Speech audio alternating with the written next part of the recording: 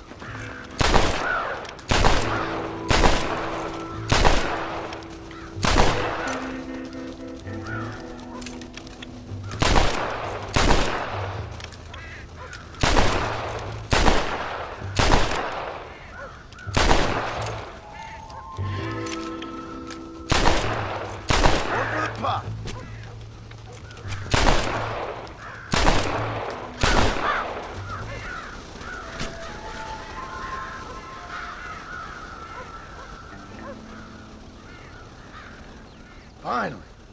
Now about that stew.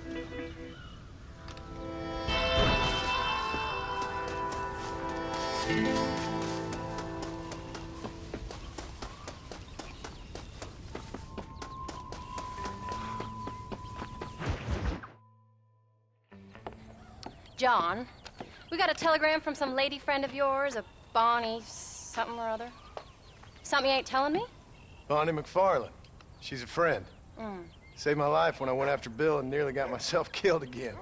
Oh, and now you two's in the habit of sending each other letters. How very nice. It weren't nothing like that. What's it say? I don't know. I can't... Well, you know I can't read. Give it here. You read that thing out loud. I ain't hiding nothing. Dear Mr. Marston, stop. Need corn sacks. Stop. Emergency. Stop. Weevils and moths ate entire county supply. Stop. Can you help? Not exactly the most romantic request now, is it? I guess not. And she saved your life, you say? Yes, ma'am. Well, then you're gonna have to help her and her family out. We've got a plentiful supply of corn sacks over near the silo. About the one thing Uncle didn't manage to have stolen while we was gone. Okay. Hurry back, John. And John, what's she like? You know. A little bit like you, I guess. She's a woman in a man's world.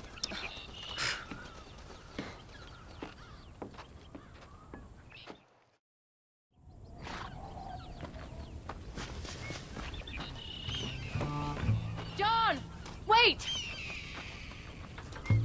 I changed my mind. I'm coming with you. What are you waiting for? We better hurry.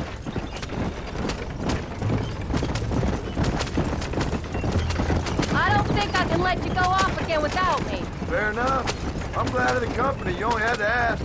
Ask?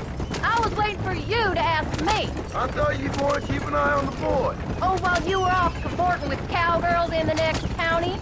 I don't think so, John Marston. You only just got home. That Jack has seen enough of me for a lifetime. So, is she married? This Bonnie McFarland? No, What does she look like? I don't know. Pretty normal, I suppose. Normal? What? Normal like me? No. Normal as in 2 eyes, mouth, nose, that kind of normal. Besides, ain't no woman fine as you. A little flattery. Now we're finally getting somewhere. If you find yourself in a hole, the first thing to do is stop digging. Another pearl of wisdom from John Marston. I sure do miss those. I never took you for the jealous type, Abigail. I ain't jealous so much as curious. You heard what she wrote. It's just some corn. She saved my life, and she was decent enough to me, so I owe her this much at least. How did she save your life anyway? She found me half dead on the side of the road and took me to the doctor. Most folks would have left me there. Half dead from what? Bill didn't take so kindly to me visiting unannounced. Bill never did like surprises. How was he? Same as he was when we left. Angry and dumb. Taking his revenge out on the world. People down there was really scared of him. Of Bill? You gotta be kidding me. He was only frightening if he was afraid of dumb fools. Bill weren't so bad, but when Dutch went crazy, Bill took it hard. For a while, we all thought we'd found something right. A better way to live, but it was just a lie. So you saw before they did. Maybe. But there was still kind of a family. A family that left you for dead. You knew the truth, John, and they hated you for it. Where'd they take you? Who? Those government bastards. Where did they hold you and Jack? I ain't sure. They kept their eyes covered there and back. Can't have been too far from here, though. They treat you right? It ain't the first time I've had a gun to my head, John.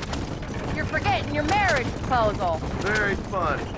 So, they learned pretty quick what would happen if they laid a finger on me. Sons of bitches. It wasn't them or being there. I didn't care about that. I've been in far worse situations.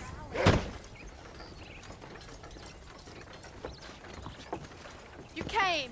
Thank you so much. We lost the entire harvest.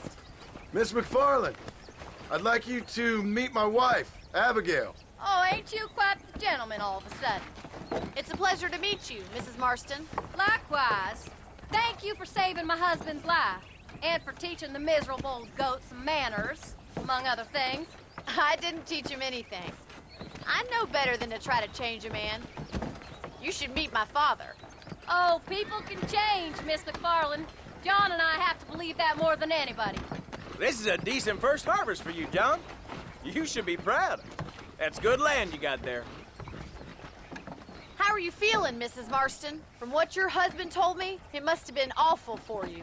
I've been through worse, and I knew he'd be back before too long. He can't cook a meal to save his life.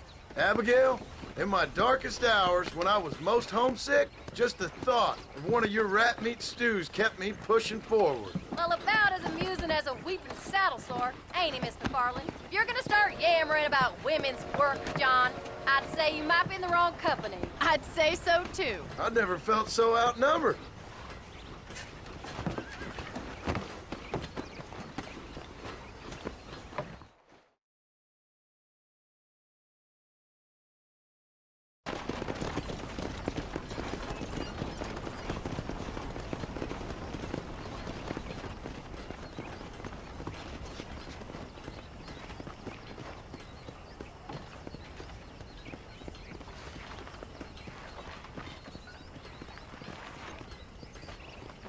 Ma'am?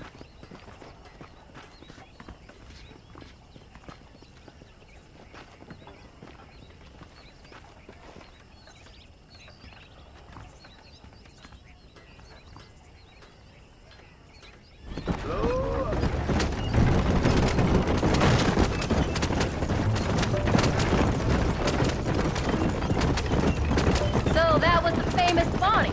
That was her, all right. She's pretty. She's normal, like I said. Well, you always wanted to be a rancher.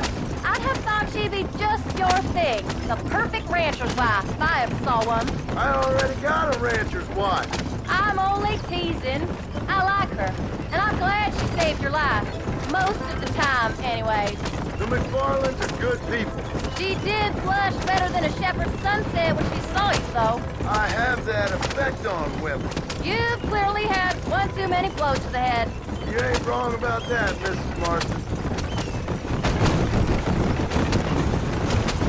That's quite a ranch they got there. They'll be up someday. As soon as we get back on our feet. I don't know, John. How many times can we start again? An outlaw and a working girl. We ain't exactly farmers. We are now. Forget that life. It's over. Do you really believe that? We have to. It's the only way we'll ever have a future. The life we led, that doesn't go away. It's never over. You think those government men are just gonna leave us alone now? The old gang's dead. I did what they asked. And that's it? A life's crime forgiven? We're back together, ain't we? Until they decide you owe them something else. Sometimes I think I was the stupid one for believing I could get out. Maybe Dutch, Bill, and Javier were just being honest with themselves. You ain't perfect, John, and I sure ain't. But you're better than they are, than they were. Maybe we can't change, but we gotta try, for Jack's sake. Even if we have to start again 100 times. It's better than going back to what we were. How's Jack doing? Angry, upset. He's been through a lot. I hope he's gonna be all right. It's gonna take time. For a while, his world was safe. Normal, even. Then it got turned upside down again. He ain't saying much about it. I've tried to talk to him, but how do you explain any of it? What do you say when he asks about Uncle Bill and Uncle Dutch? They were family when he was a little boy. He hides away in those books of his. Wouldn't you? It ain't like the real world's done him many favors. He's just been kidnapped. He grew up with the gang. That's no life for a boy. We did our best to protect him. Come on, John. He saw things no boy should see. Well, now we got a chance to make it right.